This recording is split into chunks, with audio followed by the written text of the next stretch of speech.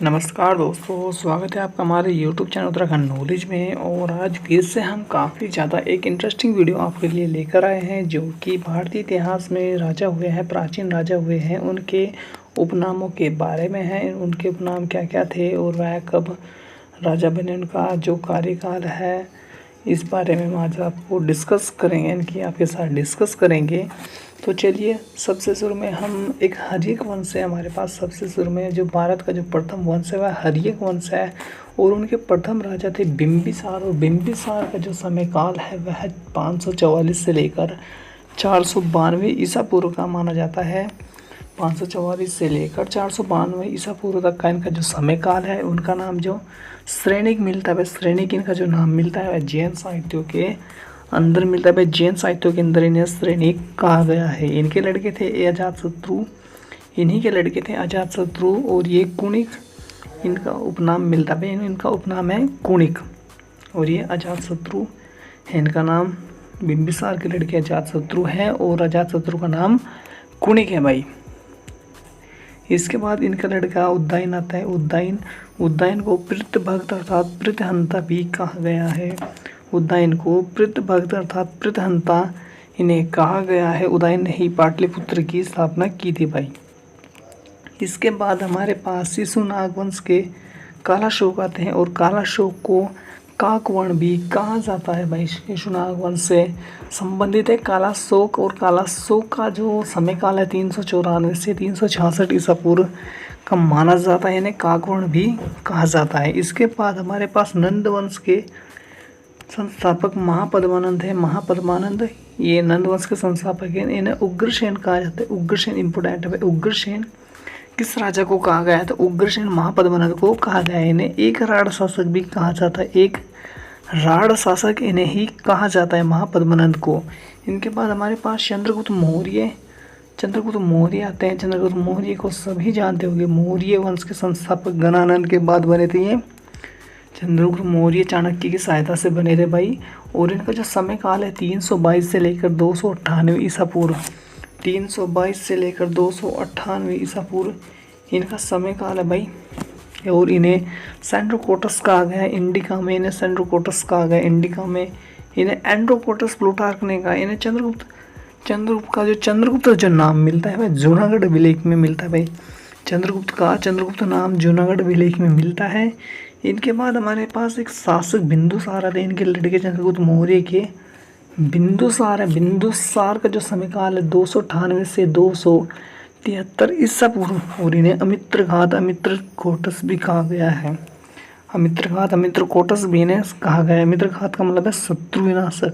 अमित्रघात का मतलब शत्रु विनाशक होता है। इन्हें सिंहसेन भी कहा गया। सिंहसेन भी इन्हें ही कहा गया है। बिंदुसार को सिंहसेन भी कहा गया है। 16 राज्यों का विजेता इन्हें तारानाथ ने कहा था। 16 राज्यों का विजेता। आगे देखते हैं भाई।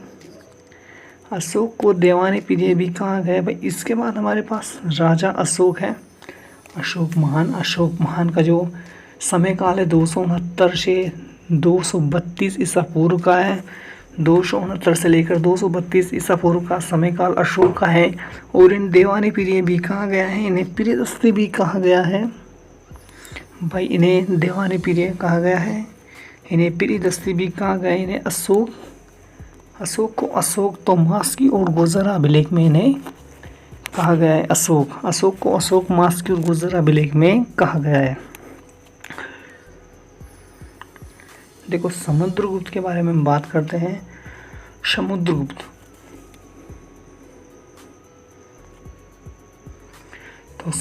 के बारे में देखते हैं। समुद्रगुप्त को सम्राट भी कहा गया है। समुद्रगुप्त को सम्राट कहा गया है, और इन्हें 200 मुद्राओं का विजेता भी कहा गया है। सम्राट का मतलब होता है समुद्रगुप्त, यानी कि सम्राट को 200 मुद्राओं का इन्होंने विजेता अर्थात 200 मुद्राएं इन्होंने किसी युद्ध में जीती थी, अर्थात 200 मुद्राओं का इन्हें विजेता भी कहा गया है। सम्राट इन्हें कहा गया है। और गुप्त वंश के राजा थे समुद्रगुप्त। इसके बाद इन्हें भारत का नेपोलियन भी कहा गया। भारत का नेपोलियन इन्हें वी.ए. स्मिथ ने कहा भाई। वी.ए. स्मिथ ने इन्हें भारत का नेपोलियन कहा है। और इन्हें कविराज भी कहा जाता है भाई। इन्हें कविराज भी कहा जाता है। इसके बाद हमारे पास बातें हैं कुमारगुप्त। और कुमारगुप्त को सूर्यकालीन यानी कि शरदकालीन सूर्य भी कहा जाता है।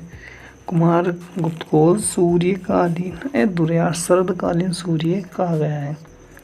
कुमारगुप्त को शरदकालीन सूर्य कहा गया है। कुमारगुप्त को शरदकालीन सूर्य कहा गया है। भाई हर्षवर्धन को शिलादित्य, ये वर्धन वंश के हैं, शिलादित्य ने कहा गया है। हर्षवर्धन को ध्रुव को धारावर्ष भी कहा गया है। भाई तो एक बार और देख लेते हैं।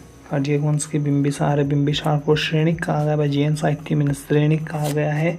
अजातशत्रु को कुणिक कहा गया है। भाई अजातशत्रु को कुणिक कहा गया है। उदयन को पितृभक्त अर्थात पितृहंता भी कहा गया है। भाई कालाशोक को काकवर्ण कहा गया है।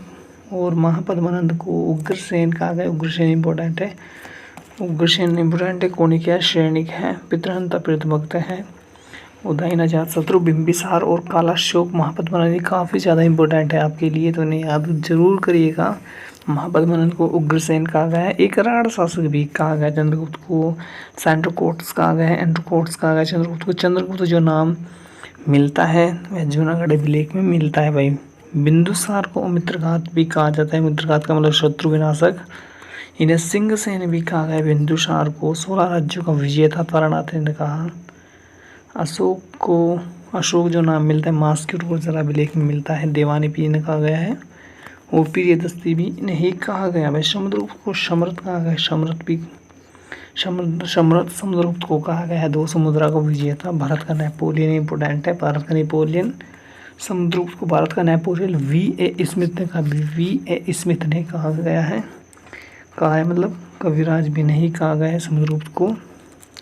और कुमारगुप्त को शरदकालीन सूर्य कहा है। भाई कुमारगुप्त को शरदकालीन सूर्य कहा है। भाई हर्षवर्धन को शिलादित्य कहा गया। हर्षवर्धन को शिलादित्य कहा है। भाई ध्रुव को धारावर्ष कहा है। तो भाई धन्यवाद आपका वीडियो पूरे देखने के लिए। अगर आपको भविष्य में ऐसी वीडियो चाहिए या आगामी वीडियो चाहिए तो हमारे कमेंट बॉक्स में आप कमेंट कीजिएगा। हमारे चैनल को सब्सक्राइब कीजिएगा, लाइक कीजिएगा, शेयर कीजिएगा। धन्यवाद।